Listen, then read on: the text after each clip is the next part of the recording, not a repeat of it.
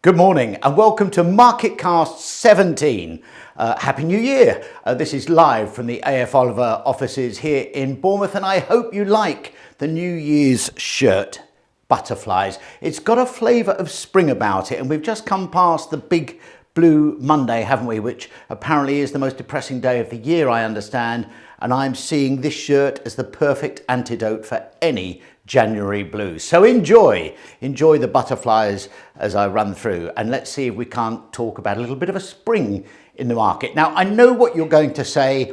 I've amended this slide just this morning, and my first question as I was putting this together is, do I change this opening slide in light of a highly unexpected uptick in inflation yesterday from 3.9 to 4%? Well, no, I haven't. I've just added it in there. And we'll talk about the effect that's going to have on the market in a moment or two. The straightforward question is, do I believe it is going to change the market outlook over this coming year? No, not to any huge extent. I think probably what will happen is we will see any interest rate cuts that might have been in planning put back a little bit later in the year, and I think it's probably highly unlikely now we'll see an interest rate cut before June. However, I think it's equally unlikely that we'll see an interest rate rise too. But hey, I'm getting ahead of myself. We've got 30 minutes and we've got lots to get through because it's the election special. Why are we doing the election special now when the election's probably not going to be till November? Well, because we've got lots of planning to do and thinking about how it's going to affect volumes. Quick run through the key facets that are going to actually sort of set the scene for this market cast. This, I think, is the major one, and I did write this before the inflation numbers yesterday, but there is monster competition out there among lenders. I'm going to show you a little chart in a minute that shows you the percentage of purchasers, home purchasers that are buying with a mortgage as against those that are buying cash. And when you actually look at that chart and see the reduction in the number of purchases with mortgages since the downturn in spring of 2022, you can understand why the institutions are actually falling over themselves to lend us all money. But the key thing, of course, here is how the consumer reacts to this sort of news. And when the Co-op came out with their 3.89% mortgage 5-year fixed, okay, it's a low loan to value and it's for remortgages and other things too. But this is the thing that actually catches the headline, and this pushes us back on that certainty road again, doesn't it? So that's important, enormously important for us. Okay, quick run through the key points. Inflation, unexpected. I was expecting to see it drop down to 3.7, maybe even 3.6%. It's blipped up to 4%. And I understand it has blipped up because of a significant rise in tobacco products. So all of you smokers out there, this is your fault. It's you we've got to blame. Okay, Co-op stands right alongside all the big lenders, Barclays, Santander, Halifax, HSBC, you name them. They are all now queuing up and falling over themselves to lend us money to buy houses. I'm sure you saw the Rightmove numbers that came out this week. Their January numbers, which I would say almost equally unexpected, showed a rise in January, up 1.3%. So it means they ended up the 2023 year, just at 0.7% down, something that would have shocked us all if you went back to the market cast this time last year. December was flat for the nationwide, zero growth, so not up, not down. They ended the year at minus 1.8%. Mortgage approval still languishing. We're still looking for that magic 70, 80,000 mortgage approvals to get those volumes up. And we know that volumes are still an issue, but I think that's starting to ease. As it stands, we're about 20% down in terms of volumes over the course of 2023 from where we were last year. And that's a big number. It's a big number. And of course, that volume changes quite significantly when you look at the different house choices, when you go from the larger detached, from the third movers, the second steppers, down through into flats and terraced. And we'll look at those house types too as we run through this report. But Importantly, that last little bullet point at the bottom of this slide, there is a tangible sense of optimism. I feel it. It's a visceral feeling out there in the new build market. And I look at numbers as they come in on a week by week basis, and I look at the level of reservations out there, and there is a definite change in mood in terms of house hunters, particularly for new build. And so we'll touch on that too as we run through this presentation. I just want to start with one last dig at the Telegraph, because I still haven't quite got over their horrendous press coverage of where the housing market was as we went through 2022 and into 2023. You'll all remember this particular story here. It's one that I'm actually not going to let people forget. And this is where they introduced, don't forget, this is where they introduced the word plunge. Price plunge as a lovely bit of alliteration. Can you imagine the sub-editor when that line came through, and they'd have said to the journalist, that sounds great, that, a price plunge, and a picture showing a house falling off the side of a cliff. Well done, Telegraph. You got it so badly wrong in that piece on pretty much every count. And what is a fascinating juxtaposition, try saying that at this time in the morning, is this story from the Telegraph just last week, where they say the house price Hail Mary that could boost Sunak's election hopes. Well, best of luck with that one if you're a betting person.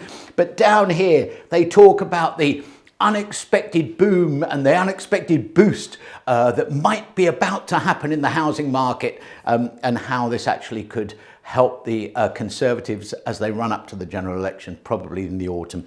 Quite extraordinary. Well, let's hope, regardless of which way the market moves, whether it's up or whether it's down, they actually maybe just are a little more balanced in their reporting going forward, and maybe do a little bit of work, a little bit of research on it. The key factors that are affecting the market right now, this is very important. The employment market is definitely cooling down. The BBC story here talks about wage growth slowing. It's still growing, but it's slowing. It is still outpacing general inflation, even after yesterday's tiny uptick, but it is slowing.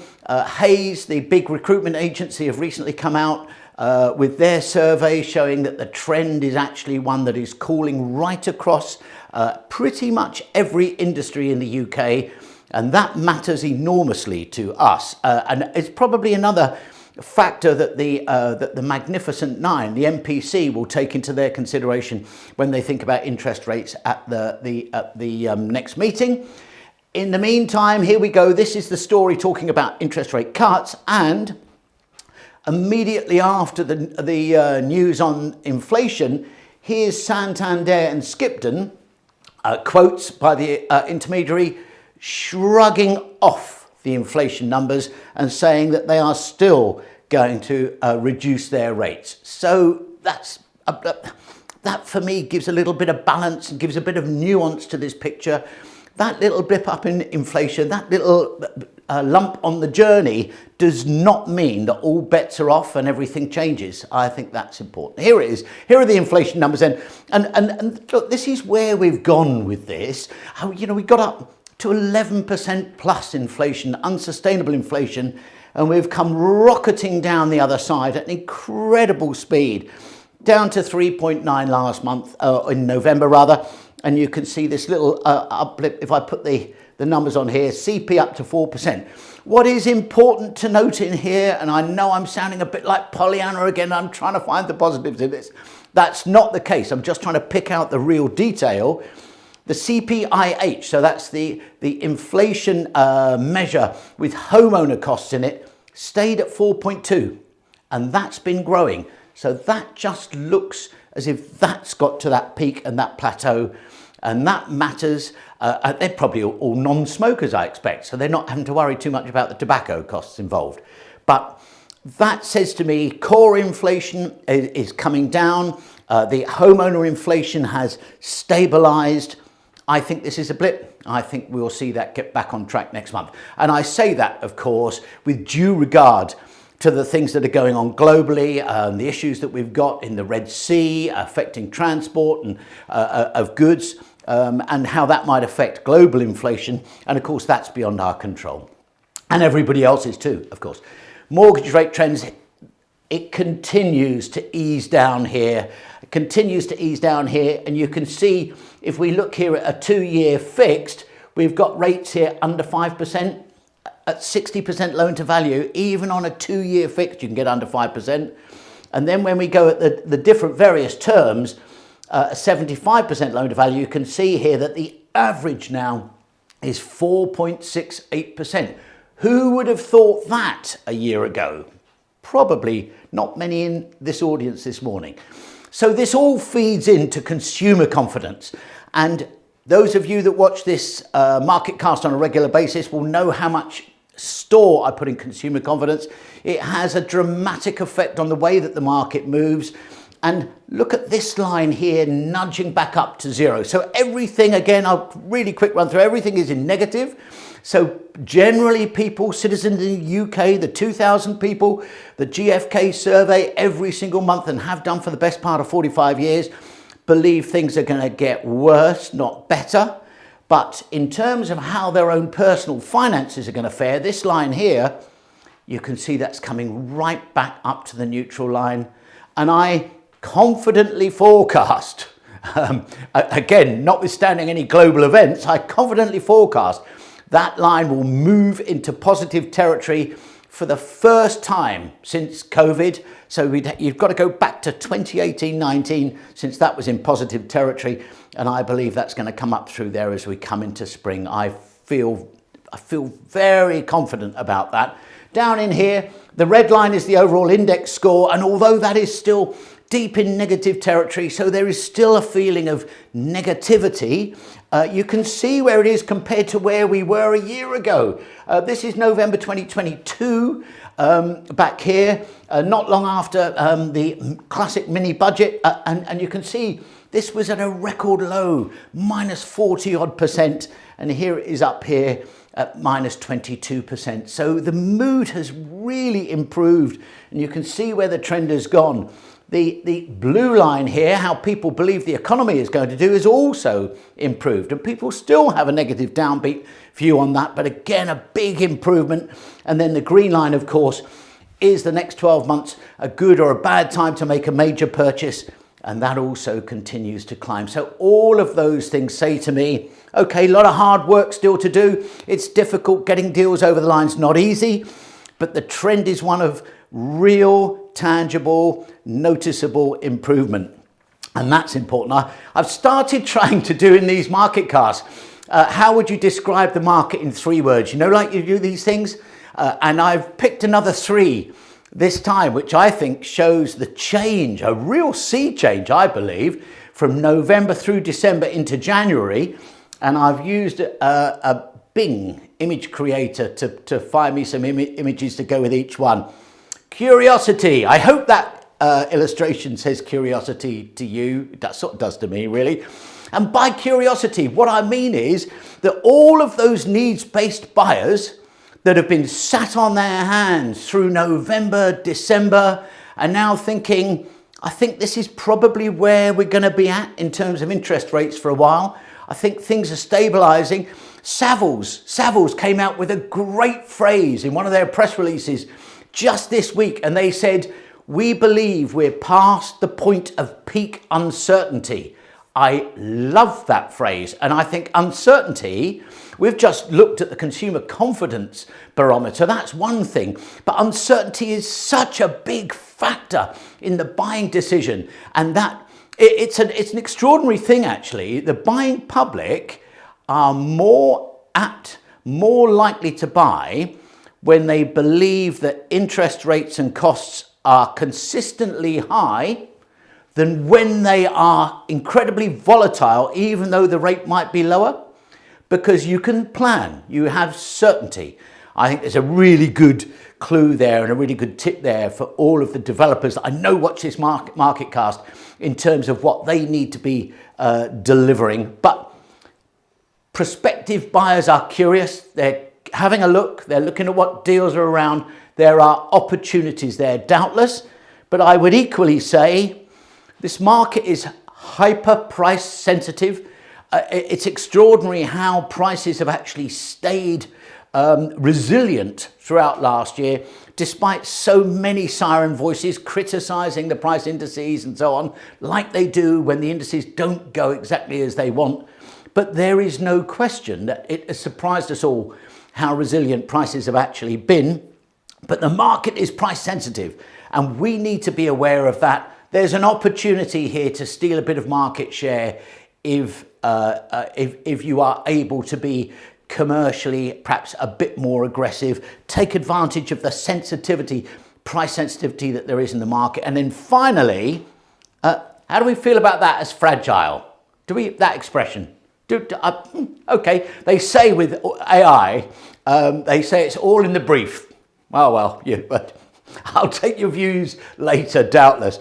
But the market's fragile too, so we need to be careful. Right Move, in their press release just yesterday or the day before yesterday, put in there again. They stressed in there, I think, third month on the row. You've got to be really careful where you set your asking prices because this fragile market, you know, the asking prices and the way you start with asking prices is so important. Think about the sensitivity, and fragile to external influences too. We need to be on our guard for external influences that will knock us off course and may mean that we have to change strategy. So there we go. That's my market in 3 words. Oh, and finally, just before I leave this, I put a couple of AI illustrations in last month as well, and one of them was on the Be More Swan. Do you remember this? I put this in for Be More Swan, and my brief into being an image creator was, show me a swan looking serene, calm and confident and classy above the water, but paddling like crazy under the water. And I had a lovely direct message on LinkedIn, you know who you are, that suggested it actually looked more like a swan that had just farted. Which I felt was a little bit on the cruel side personally, but still, I'll allow you to take your own view of that. Let's have a look at some key dates that are coming up. The first one, in chronological order, the first one, of course, is the MPC meeting. I tell you what, if yesterday's uptick in inflation hadn't happened, I would have been entertaining the possibility that there might have been a 0.25% cut. No chance now, of course, but I don't think it will go up. So there they are, the magnificent 9 that will meet on the 1st of Feb, and I reckon it's 90% nailed on that rates will stay at 5.25%. And then, of course, we've got the budget coming up. This will be the first budget for about 7 budgets that they're going to call a budget. We've had the mini budget, we've had the autumn statement, we've had the this, that and the other. This is actually officially a budget. Now, what there will be in there, who knows? But we're going to talk about election in a moment or two, and if there are going to be election bribes going on, it's going to be in this budget. There are going to be election bribes for the housing market, it'll be in this budget. You know, things like stamp duty. We know how much buyers hate stamp duty, don't we? They properly hate stamp duty, and we know the effect that stamp duty holidays have on the market. You'll see that in a minute on a chart I'm going to show you. There's a chance. Maybe something to help first-time buyers, maybe even a replacement for Help to Buy, who knows? And then, of course, we've got the general election. Who knows when that's going to be? I thought I'd hazard a little guess. I went online to see what odds you could get for actually putting money on getting the exact date right. And the odds are sort of pretty low on that one. But I think it will probably be late November. He legally has to do it, I think, by the 28th of January. That's when it runs out, his mandate runs out. But I think probably late November is looking good. Who knows? Who knows? We'll see. We'll see. Quick look at the election effect. I promised that I would do this. Now, this is a chart that I produced back in the early days of 2020. COVID wasn't really even a thing at this point. And this came amongst a chart with every single line on there of completions month by month all down the years. And it was impossible to read. So what I did was I actually stripped out of that chart all of the years other than the election years, recent election years. And the pattern is absolutely crystal clear. I'm going to discount 2019. Firstly, 2 reasons. Firstly, because it came right at the end of the year. It was a December election, if you remember. That was the Theresa May to Boris Johnson election right at the end of the year. So it wouldn't behave typically like the other elections have done. And secondly, there was little point in me actually including in the January, February numbers because we ran straight into COVID. So statistically speaking, I felt that wasn't relevant. So let me just strip that out of the chart. That leaves you there 4 elections. So that's 4 elections starting here from 2005. And you can see what happened. It's really clear. Here's the May 2005 plateau, election, rise. Here's 2010 plateau, election, rise. Here's 2015 plateau, election, rise. I think you're probably getting the message here. I am in no doubt. I mean, I know this is going to be a November election, which does make it different. It creates a different effect because there is a natural, for May, there is a natural uptick anyway as we run through March, April, May. But if I showed you all the other lines on that chart, the normal year without the election, I probably should have left one on as a control, you'll see that the rise comes much earlier than that. It's in March and it's in April. So what these election years have done is suppress that market in the 2 or 3 months prior to the election, and then we get that blip coming out of it. I have no reason to believe that this election will be any different, although having said that, I do not believe it will have much effect on prices. I've looked at loads and loads and loads of data. I wouldn't have time to share it with you in a 30-minute market cast, but virtually everything that I've seen suggests that there is very little movement in price, regardless of which party comes into power. And that's particularly the case since the Labour Party has become more centrist. I don't know why I'm moving them to the left. It's actually more centrist that way, isn't it? But since they've become more centrist, and if you look back actually over the past few years, quite honestly, the most successful parliaments or governments, that we've had in the past 50 years have been Tony Blair and Margaret Thatcher. So these are leaders of different colours, but both very decisive. And what do they bring? Certainty. There you go. It's that certainty index. So we've done key dates. This is key data. I hope you saw what I did there. Mortgage approvals is still the big issue, isn't it? It's upticking here. You can see it's upticking here. And November, we actually got November up over 50,000. Thank goodness for that. Still way short of the 66,000 that we would be looking for normally in November, which would give us that £100,000, that golden number, £100,000 completion come January, February time. So completions are still going to run low and run shallow. But this is the chart I was telling you about a little bit earlier on. Oh, by the way, if you wonder how much house buyers like or dislike stamp duty, that's the stamp duty holiday. That's the housing market transactions there going on, just as a little clue. So here we go. These are house purchases assisted by mortgage. These are house transactions bought cash. So that now has gone up over 40,000. This is languishing, as I showed you just now, only just over 50,000. You know, there was a point here where it was almost 50-50 cash and mortgage transactions. So that has a massive drag effect on the market. And if you wonder why all these lenders are offering up these incredible deals, it's because their volumes have come from here and are down here. So they need to get that business in. So I think that is a really helpful and instructive piece of data there. Really quick run through because I've spent too much time on the early parts of this deck. House prices nationwide 1.8% for the course of the year. Don't forget, this is the magic, the golden star that the market will follow. Eventually, this line will cross down here. It might be 5 years' time, but eventually it will cross that line. You can see that price to earnings ratio continues to fall. The Halifax ended up the year in positive. They ended up at plus 1.7% for the year.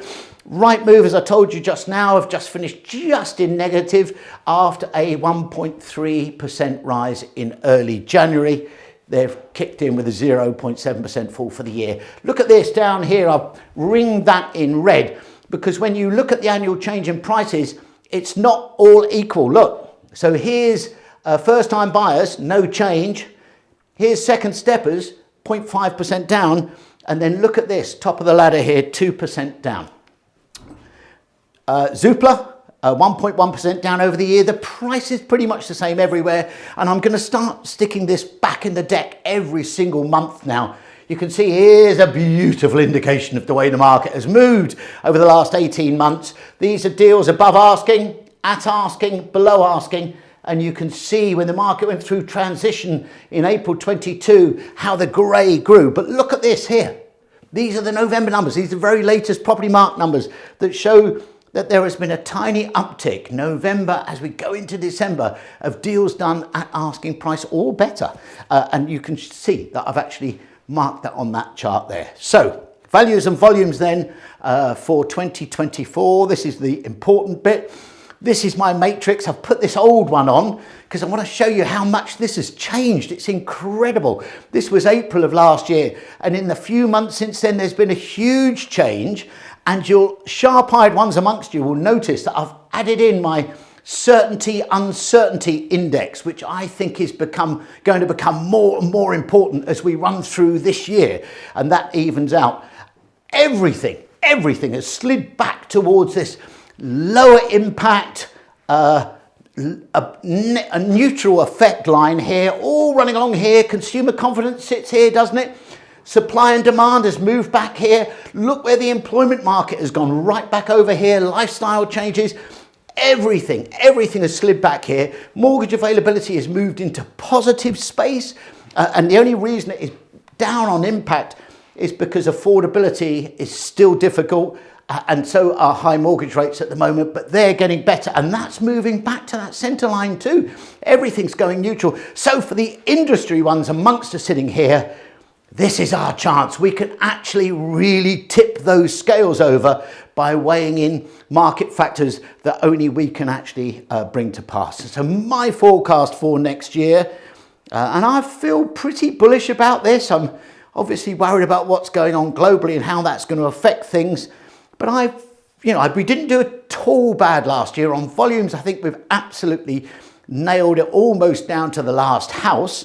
And in terms of value, well, I actually ended the year, I said it was going to be -3. Nationwide, it was -1.8. I don't think that's too shabby. And if we look at this year then, I think that we are going to see a difficult first couple of months. It's definitely getting better, particularly for the builders, the developers. You'll all be seeing your rates of sale improving, particularly when you compare it against the awful December 2022 that we had. It's almost double what it was in terms of rates per sales per live per site per week in 2023 to where it was in 2022, and that really does give me cause for optimism. But it's going to be difficult. The spring's going to be difficult, and I don't think we're going to see average prices rising until we start coming out of here into here. Don't forget, this is not volumes, these are prices, so it doesn't make allowance for the election, because I don't think prices are going to be too heavily affected by the election. And I think we are going to see this spring bounce. We need to take advantage of that, everybody. And then we are going to see this summer dip again. So I think we're going to start to return to the classic seasonal pattern. So we know when we've got to get our finger out and get the job done. I think we're going to end the year up pretty much in terms of average price according to the Nationwide, pretty much exactly where we are now. So in summary then, the needs-based buyers are out there. They have been forced out of this market even though they need to buy. Now they're starting to come out and have a look. They're curious. We've got a curious market out there. And for curious, I'd write down opportunity. We need to make sure that we're addressing that curiosity. Inquiries are coming back to pre-COVID levels, and that's an opportunity in writ large. It's a sensitive market. We've got to price aggressively and commercially if we're looking for volume. And I know that certainly all the quoted developers have written in substantial and significant reductions in volume, certainly for last year, and are probably anticipating that running into this year too. Well, I think that if they're there is an opportunity there to actually increase volume and maybe actually come out of sights, replace that on today's values. That obviously comes down to individual company strategy, but there is opportunity there. My one comment is be more Swan. Looks serene and beautiful and elegant above the surface, regardless of what you do in direct marketing and under the waterline. The early shoots of recovery, though, are fragile, and I think we're in this fragile market. We need to be keeping our finger on the pulse and being aware of any outside shocks that could actually knock that off course. There's going to be an uptick in spring. I'm absolutely confident about that. Well, you heard it here first. It's on record. I am convinced that's going to happen. And that means we should be getting really busy, everybody, in February, because that is when we are going to be ensuring that our names are at front of mind for all of those buyers that actually come to the market in spring. Volumes are going to stay under pressure, no question about that. And we will see the plateau in those volumes just prior to the election. I still think that we will end up around about 1 million transactions, maybe just blip over 1 million transactions for the year. And then finally, be creative with incentives. People are looking for certainty. So if you offer them, along with your IFAs or whatever, a 2-year fixed mortgage at a subsidised price, or a 3-year if possible, you give them that certainty that takes them over a period that they believe could be difficult for them. That's a really great incentive. They can plan 2 and 3 years ahead. I think that's one to really stick into the armoury. Okay, I'm probably a few seconds over, hopefully not much more of that. My New Year's resolution, everybody, was to finish these market casts on time in 30 minutes, and I nearly cracked it, even with the election stuff in there. We haven't yet set the date for the February market cast. We will. There are a couple of key things that are happening that I need to know about first, where that falls, and I'll try and time it in the right place. And just to remind you all, by the way, the RICS come out with their December survey today. So put your crash helmets on and tighten up the straps and don't go up any high ladders. And thanks so much for joining me again. Have a great 2024, and I'll see you in February.